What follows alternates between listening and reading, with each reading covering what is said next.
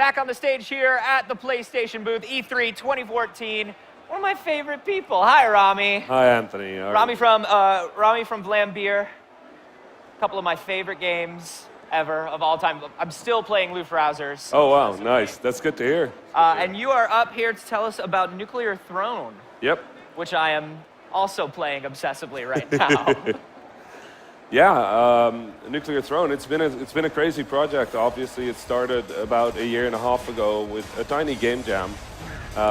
We made it in 2 days, effectively, and we were working on Luftrausers back then, so we had our project.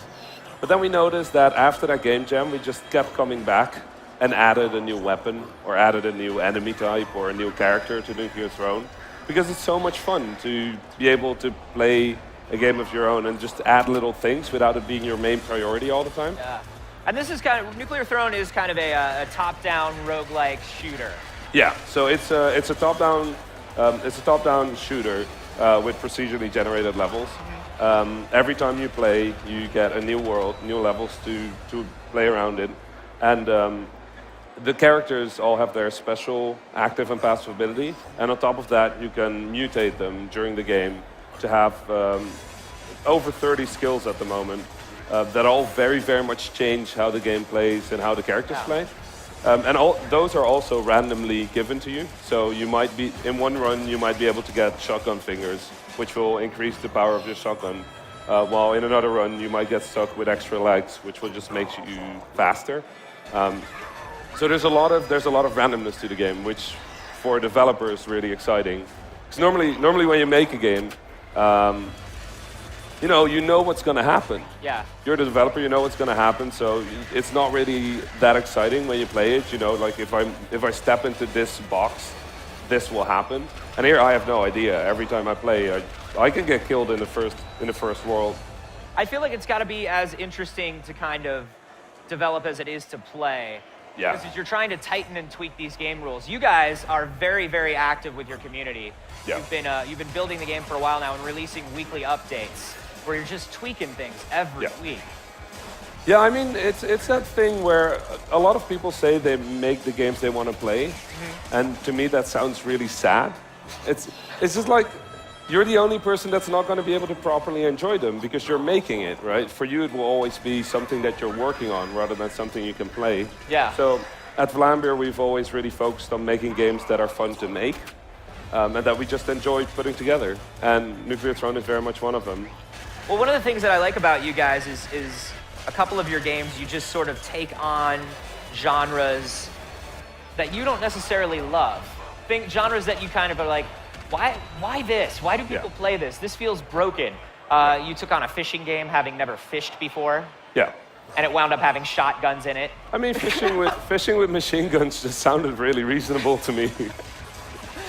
And then, of course, you start off with Super Crate Box, which is also one of my favorite games to have on my Vita with me. Just have it around at all times. Super Crate Box on the Vita is probably the best version. But that's another one where it was just kind of like, well, it's a single screen shooter and you have to get weapons out of crates, and we've never really enjoyed that. How do we make that enjoyable? So the thing is, it's very much, we are in a very interesting age in the games industry right now, right? I mean, in terms of diversity of content, it's never been as good as now. We have narrative games, we have very, very realistic shooters. We have everything in the spectrum between like tiny little mobile games all the way to the new Call of Duty or the new Bloodborne or all the things that got announced here at E3. And we just feel that there's something left in arcade that hasn't been made. People always say that all the ideas have been exhausted. Yeah. It's like if we look at what was made back in the days, but we make it now with all the extra design knowledge we have, with all the extra history in video games we have, and we make something new that has the values of arcade. You know, it's simple to play around with. You can pick up Nuclear Throne and play in 5 seconds. Yeah. But it's really, really hard to master. It really offers a lot of depth.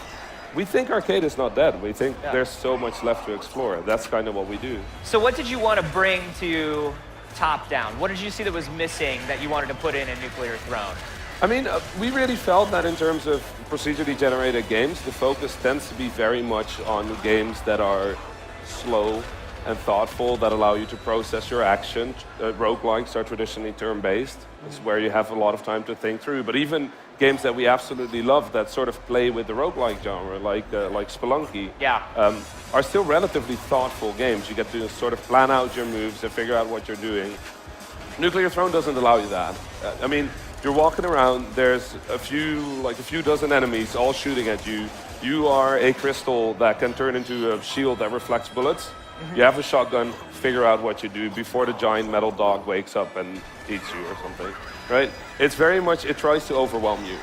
And if you want to be... And it really does. Like you can even see in the footage here in this trailer when it was just, everything is coming at you at all times. It's very much a skill game. It's a skill game. It's a game in which, I mean, it's something we love doing. We like making games that you are terrible at.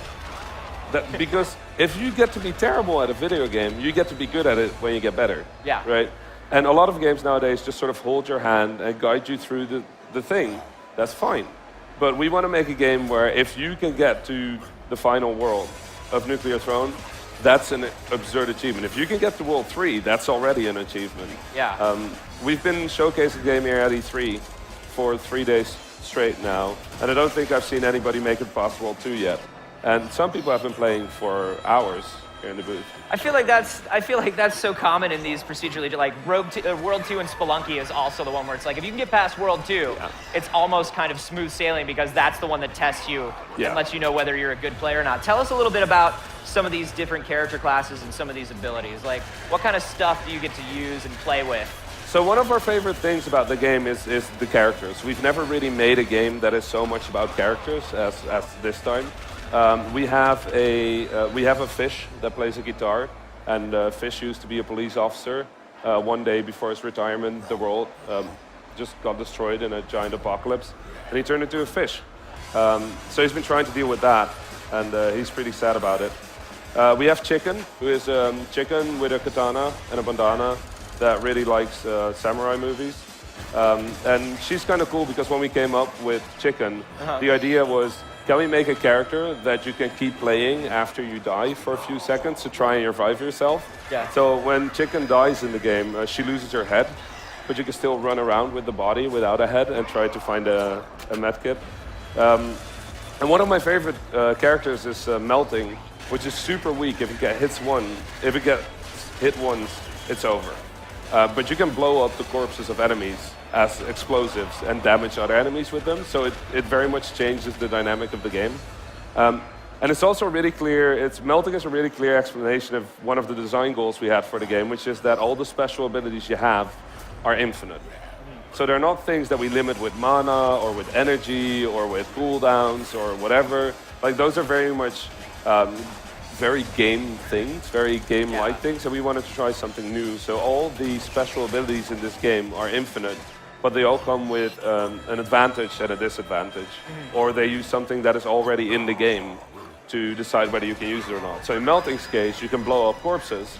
Once you blow them up, they're gone, so you can't blow them up again.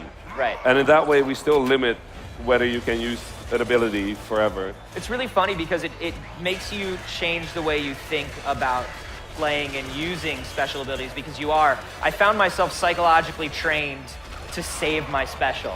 Oh, don't use it now, use it later. When in reality, you can just be pounding on that the whole time. I mean, special abilities are special abilities. You want to use them to feel good about yourself. You don't want to be sitting around the corner waiting for your cooldown to run out. We want you to have fun with an action game.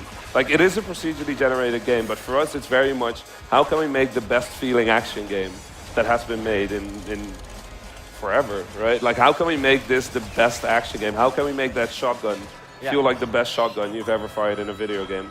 And that has just been, it's really fun because we've been spending the past few months just making things feel better, making explosions feel a bit more powerful, making the shotgun feel a bit nicer, but also adding ridiculous weapons. I mean, we started with a pistol and a crossbow, and nowadays we have everything from screwdrivers to ion cannons and nuke launchers. That's awesome. And yeah, like I said, I really love that stuff is coming so quickly, and so there's so many updates from you guys. Week to week to week, this game just changes and gets better. When are we going to see Nuclear Throne on PlayStation consoles, and what consoles is it coming to? So Nuclear Throne will be coming out on PlayStation 3, Vita, and PlayStation 4. It is sort of available on PC, Mac, and Linux, but the PlayStation versions are something we're working on very hard right now. And that will also have the best experience for the co-op multiplayer game modes. Because this game in multiplayer is completely ridiculous. It's crazy. It's insane. So much fun. It's actually unacceptable, but kind of amazing because it is. It's too much. It's just too much, but it makes for a really good time when one of you has a grenade launcher and you accidentally blow up all your friends. Awesome. Which makes for a good time and a lot of punching on the couch. For sure. Well, we're looking forward to playing it, man. Thanks so much for coming up on stage with us. Thanks so much. All right, coming up, find out how the West was won in secret ponchos. We'll collect some bounties. PlayStation